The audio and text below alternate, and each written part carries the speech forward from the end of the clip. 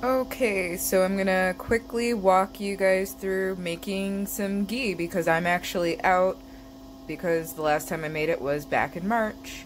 And it was actually the simplest recipe I've ever seen in my entire life, where you're basically just boiling butter and you'll see a foam and you'll notice the sound while that butter is boiling with that foam. And then there'll be a second foam and a second sound. And that's basically when you gotta kind of quickly stir and make sure it doesn't foam over or boil over and all that fun stuff. But yeah, then you're pretty much done. So yeah, it's like foam, sound, done. And that's pretty much it. So yeah, I have my butter. I am going to do 4 pounds of 4 pounds of butter, unsalted, in here. So here we go. Okay, we have all the butter in here. It was still a little cold, so it's going to take a little bit to melt before it starts to boil, but right now we've got 4 pounds of butter in this bitch, so let's go. And this is why we use a bigger pot than we need.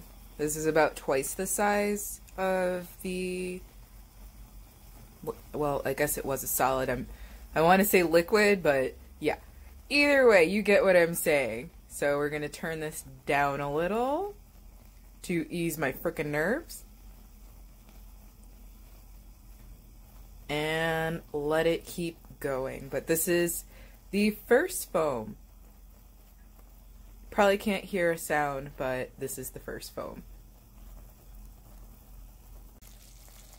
There we go. You can kind of see how this has settled down a bit. I love that the steam is fucking up the camera. It's hilarious. But yeah, I'll check back in with you when things change again. Here, hopefully you can hear that sound. I'm going to be quiet for a few seconds.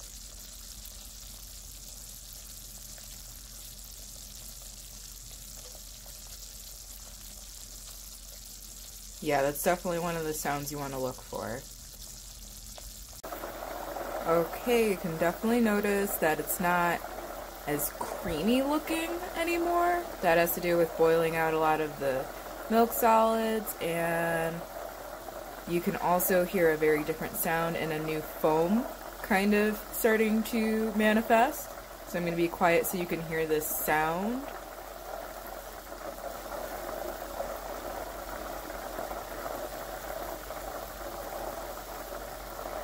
Much more aggressive than earlier. The earlier was just like a simmer almost, but now yeah, it's definitely more aggressive.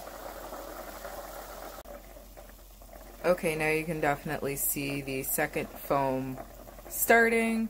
It's not as frothy. It's more of a dish soap type foam, I would describe it, whereas the other foam was more of a lather. But this is actually when you have to pay attention, and this is when I get the whisk out, and I only go on the top because all of the milk solids go to the bottom of the pot.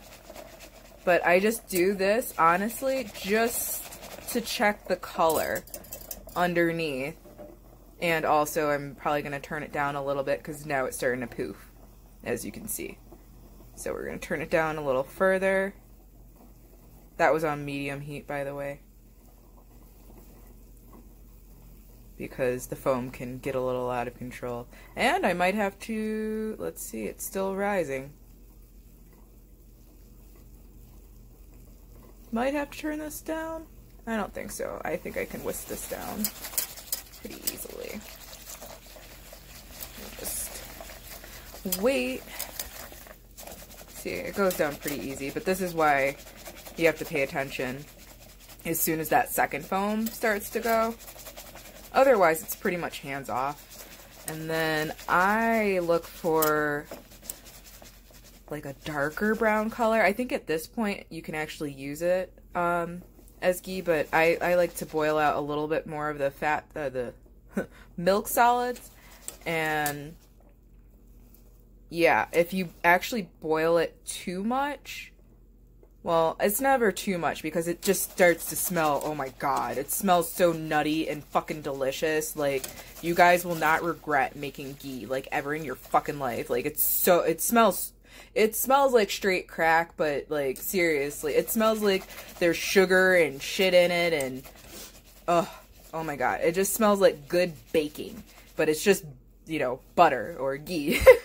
So you don't want to just, like, get a spoon and start eating it because that's not healthy, that's not good. But, yeah, the smell is, like, fucking crack. It's so good. Oh. But, yeah, I like to get mine nice and, like, golden. And this is still a little too yellow for me. So we're going to let that still on low heat for a little bit. And I'll bring you back when I get it to the right color, I guess. Ooh. Other foam. Or more foam. It's probably because I have it down so low.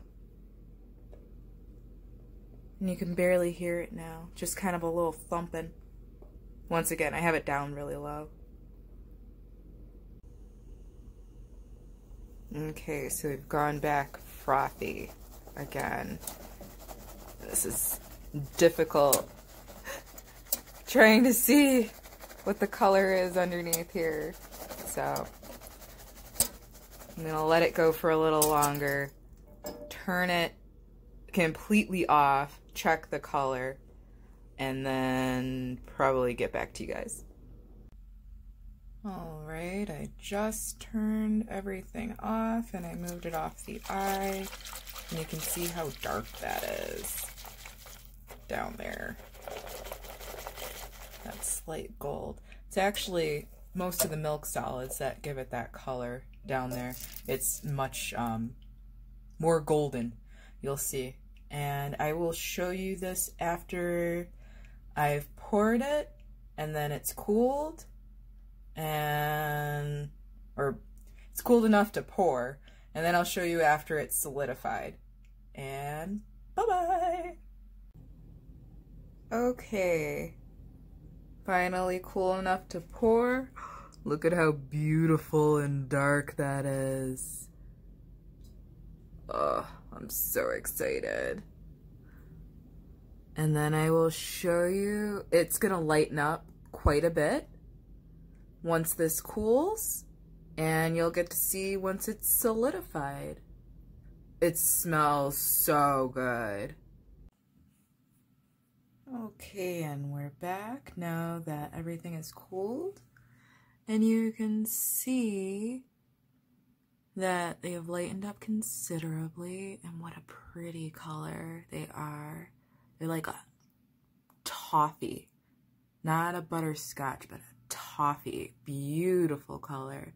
And the smell smells just like good, sexy baked goods that you want to put in your mouth. Once again, it's basically just butter, but it smells like you should.